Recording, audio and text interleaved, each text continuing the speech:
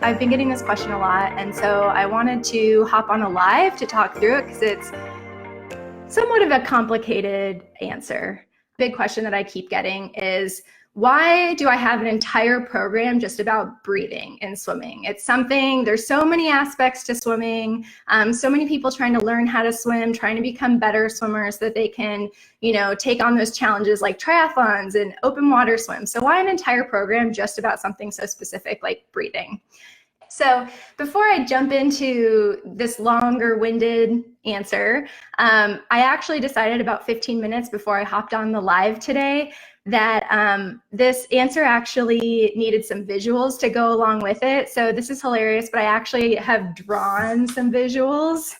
So this is going a little old school, but I really wanted, as I started thinking through what I wanted to go through today, I figured some visuals were going to actually be more helpful than just me trying to talk through it. So bear with me, I'm going a little old school today.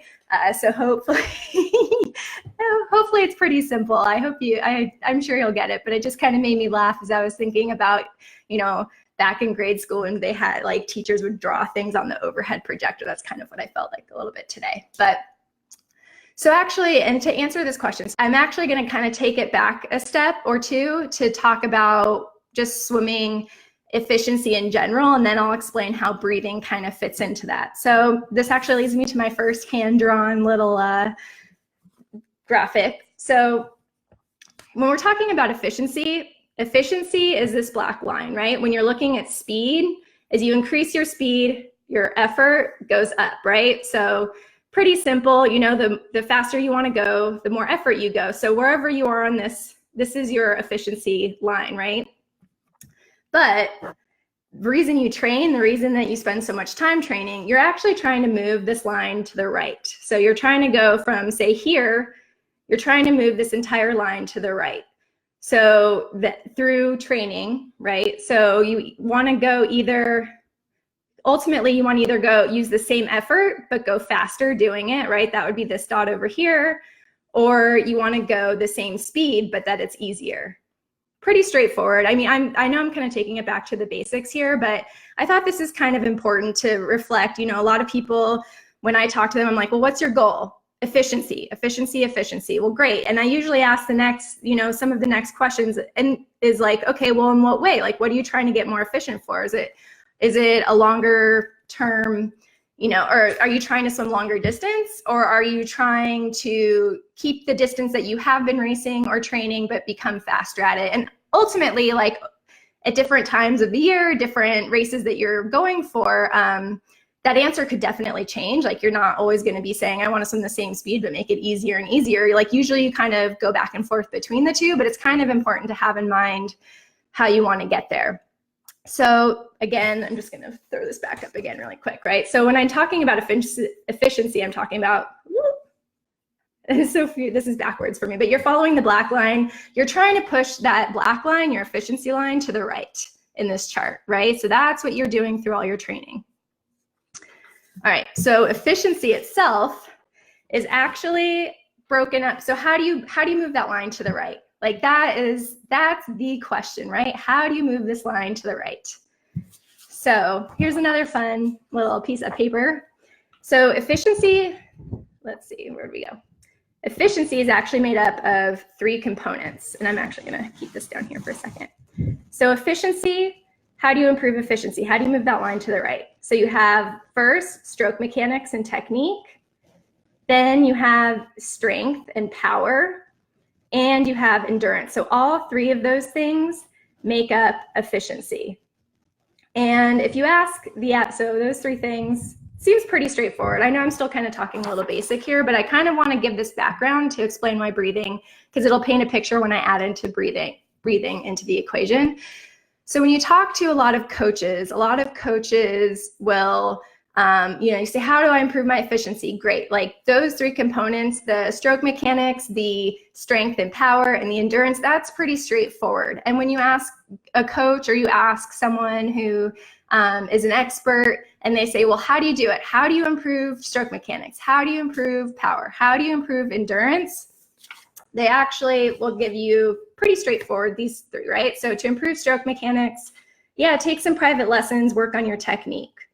You want to improve your strength and power, focus on weight training, like build your muscles up through weights. And if you want to improve your endurance, swim longer sets and practices, right? So try to improve how long you can swim for longer, both in terms of distance and then in terms of time in the water and yardage or meters, however you swim. So that's all of that I've said so far is no big surprise, right? I think it's pretty universal that many coaches and good swimmers, like expert swimmers, would agree on these concepts. Problem solved, right? Pretty straightforward. Or is it?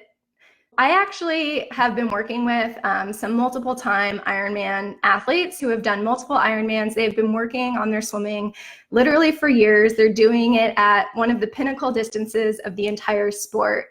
And even though they've been training for swimming for years, they're pretty stagnant in swimming, despite working on their stroke technique through private lessons, despite, adding strength training into their regimen, and despite trying to swim longer and longer distances in the pool.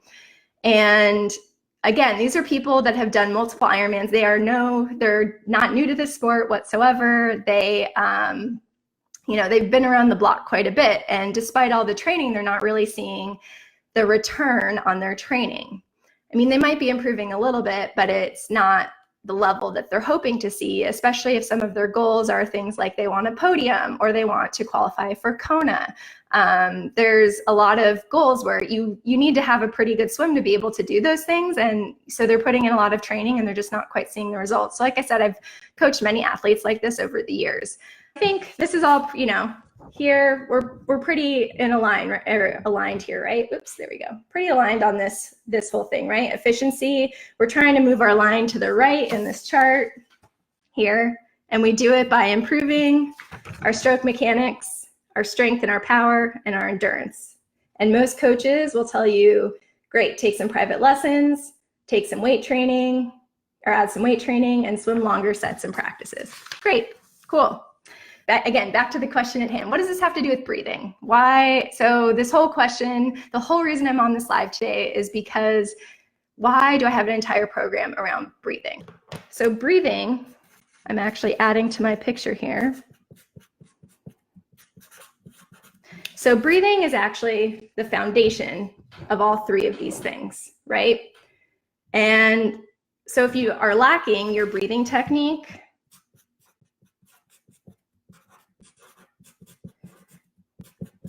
if you're lacking your breathing technique and rhythm, if you don't have them dialed in and working properly, so a big old X through this foundation here, your entire model is actually going to break down. And I'll tell you exactly how that's going to happen, right? So without the proper stroke mechanics,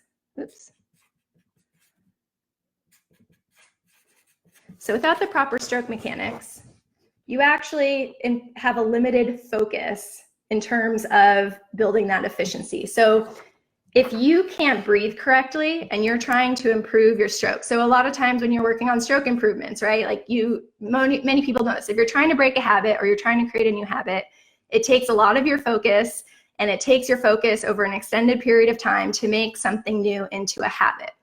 If you're struggling to breathe, if you're not able to be efficient in your breathing, no matter what you're working on, your focus is always going to be on your breathing, or trying to get enough air, or struggling to get air, or not catching a full breath, or panicking about when you're going to get your next breath. So if you are struggling to breathe, even if you're working on your technique and you're putting all your time and effort into your technique, you're going to have a limited focus there, and it's going to stunt your improvement in that area, because if your attention's constantly focused on your breathing and getting enough air, you're not going to be able to make those technical changes that are really going to help raise the bar for you.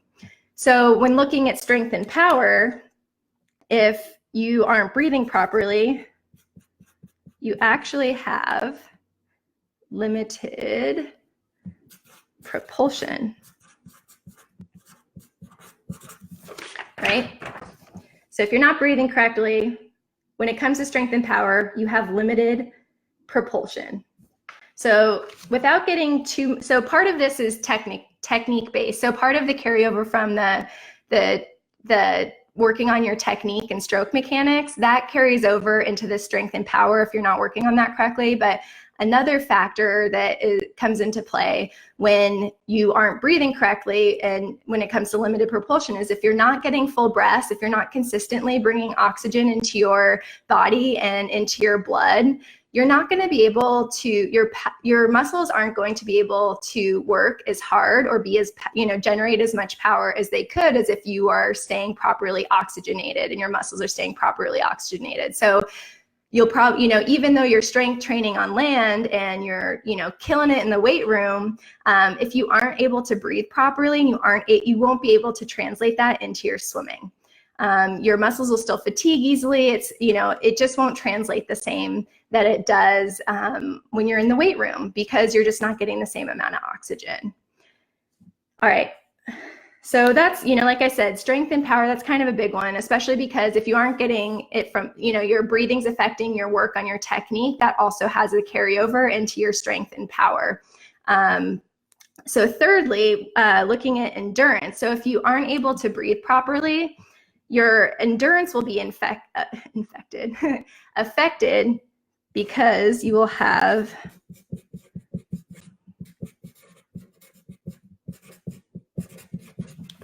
limited training, right? So if you aren't breathing properly, you're not going to be able to do the distances, do the sets, do the training, like building up that training that you'd like to do to get to that next level. So if you, if you're constantly running out of breath, so say you can only go 75, 2 or 3 lengths at a time before you run out of breath, but you're trying to train for an Olympic distance triathlon. Well, that's 1,500 meters. And that's about, 70 or 80 lengths of the pool. So if you can only do 2 to 3 lengths at a time and you can't improve the amount that you can go straight without stopping, you're limiting yourself when it comes to efficiency. Right, so I'm going to throw this up again, just briefly review again, whoever joined. Thank you very much. I appreciate that. So whoever joined, these are my beautiful hand-drawn slides because I decided about 15 minutes before this presentation that I thought I should draw this out. So efficiency is made up of 3 things: stroke mechanics and technique, strength and power, and then endurance. And breathing is the foundation for all of these, because if you don't have your breathing, you are going to only be able to have a limited focus on your stroke technique through private lessons. You're only going to have limited propulsion through weight training because you're not going to have that transfer of strength from the weight room or from your other disciplines into the water. And then for endurance, you're only going to have limited training. So without breathing, you're basically limiting yourself on all 3 fronts when you're trying to improve your efficiency. So if you actually fix your breathing, technique and it starts working again, actually I'm going to use a different color for this. So if you fix your breathing and you take it back to the basics and get that all dialed in correctly, you improve your focus, which helps you improve your technique. You improve your propulsion, which helps improve your strength and power. And you improve your training, which helps improve your endurance. Sorry, this is so funny because I'm backwards on this, right? So breathing is the foundation. And when you fix your breathing, this entire model works at its full effectiveness. And it pushes, going back to my first pretty drawing, all of those things together are what pushes this line to the right. So you're going from the black to the blue line. That answers the question as to why breathing? Why an entire program just based on breathing? And I get it. It seems kind of weird. This is different than most swim coaches and most programs out there. I totally get that.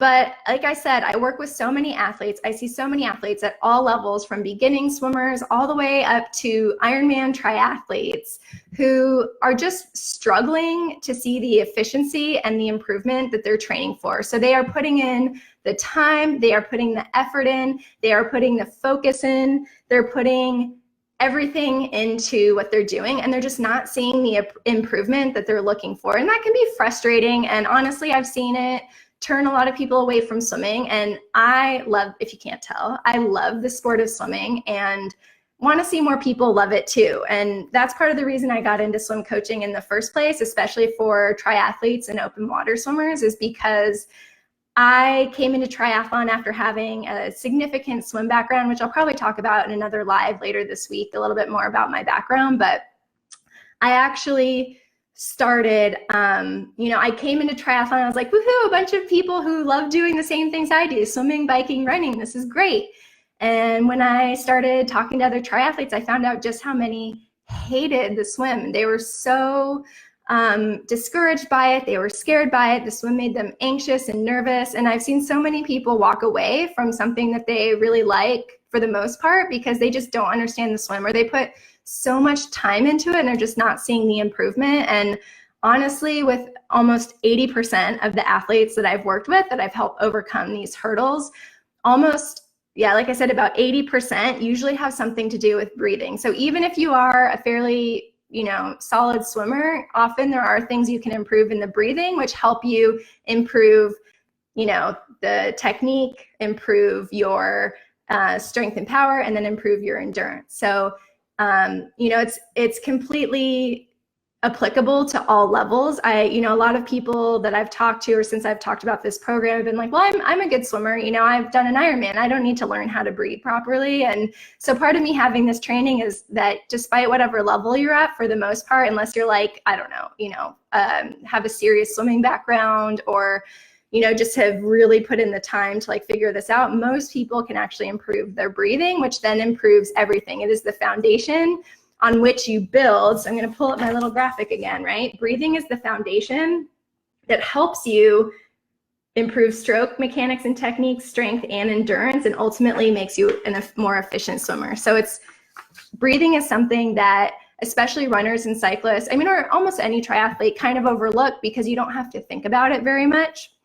It's something that comes naturally when you're running, when you're cycling, you just breathe and it just happens and you don't really think about it a lot. And swimming is very different in that way, where you actually have to think about it. And I think that throws a lot of people off. But the great thing is it can be fixed. And once you fix it, and once you get that foundation in place, you can accelerate your improvement. I've seen it many, many times. And, as soon as we fix the breath, the rest of the improvements just kind of click on in.